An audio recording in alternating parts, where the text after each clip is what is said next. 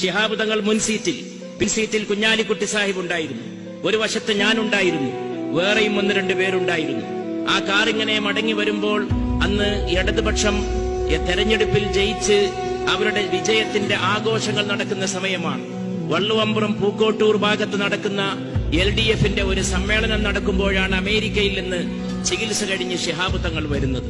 Road മുഴുവനും LDF-ന്റെ പ്രവർത്തകന്മാർ ആഘോഷത്തോടുകൂടി ആരവത്തോടുകൂടി നിൽക്കുകയാണ്.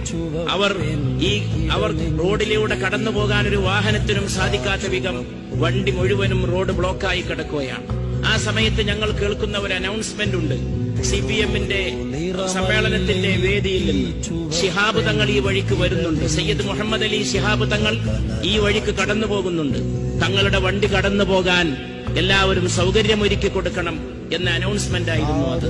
ആ അനൗൺസ്മെന്റ് മുഴങ്ങുമ്പോഴേക്ക് റോഡ് വീതിയായി തീരുകയും റോഡിലുണ്ടായിരുന്ന പ്രവർത്തകരൊക്കെ 2 വശത്തേക്ക് മാറി നിൽക്കുകയും തങ്ങളുടെ വാഹനം വളരെ ശാന്തമായി അവരൊക്കെ ഇങ്ങനെ ബഹുമാനപൂർവ്വം മാറി നിൽക്കുന്ന അന്തരീക്ഷത്തിൽ മുന്നോട്ട് പോവുകയും ചെയ്തു. കാണാൻ കഴിയാതെ വിധിയെ പഴിച്ചൊര ജനത തന്നിൽ